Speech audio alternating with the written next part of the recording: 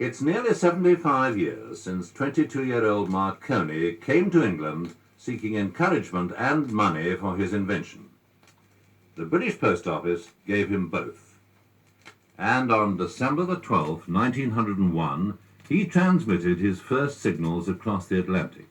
Afterwards, he said, "The experiment had involved risking at least £50,000 to achieve a result which had been declared to be impossible by some of the principal mathematicians of the time. The chief question was whether wireless waves would be stopped by the curvature of the Earth." Since it first made Marconi's early experiments possible, the Post Office has never ceased to pursue research into every aspect of wireless and long-distance telephony. On June the 28th, 1965, not far from the scene of Marconi's first transmission, the Post Office, through its huge reflecting dish aerial at Goonhilly, enabled the President of the United States and our own Prime Minister to speak to each other through America's early bird satellite 22,000 miles out in space. This moment marks a milestone in the history of communication between peoples and nations. For the first time, a man-made satellite of Earth is being put into commercial service as a means of communication between continents. You, Mr. President, have rightly said that this is an historic occasion.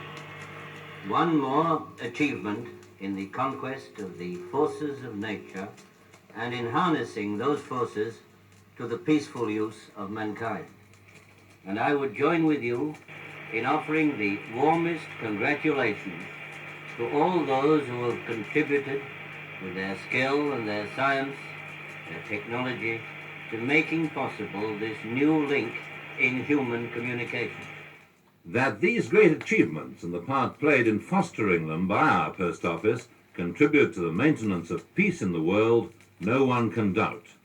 But human communication is not for presidents and prime ministers alone. The butcher, the baker, and the candlestick maker depend on it for their living. And for ordinary mortals like you and me, the domestic telephone is part of the pattern of everyday life. Ring up the doctor. Telephone for the ambulance. There's a message for you to ring your office. Give me the police, please, quickly. Have you telephoned Mother? Did you ring Granny? Emergency? Give me the fire service, please. Has Daphne phoned? Good morning. Your alarm call.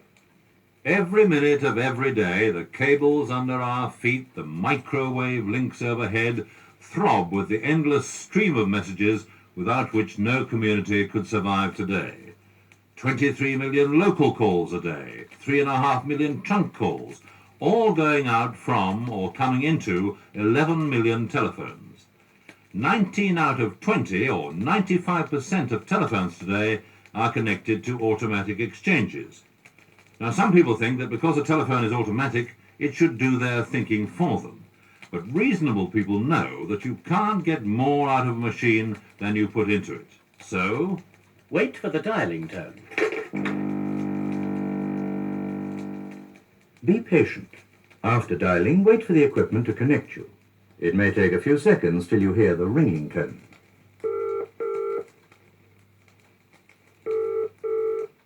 If you get the engage signal,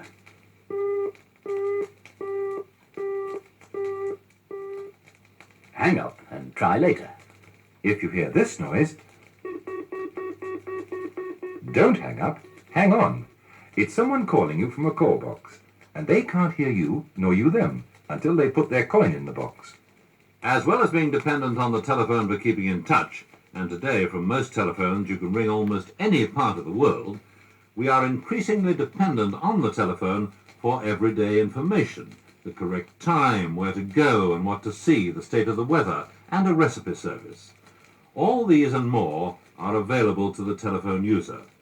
In the British Post Office, with its 400,000 staff, are some of the best technical brains in the world. One of the outstanding achievements of recent years, the Commonwealth Pacific Telephone Service, was opened by the Queen on December the 2nd, 1963, when Her Majesty spoke simultaneously to Ottawa, Sydney, Wellington and Fiji. My voice is being carried through the cable and heard instantly in those 4 Commonwealth countries. Today, A new link has been forged between the peoples of the northern and southern hemispheres.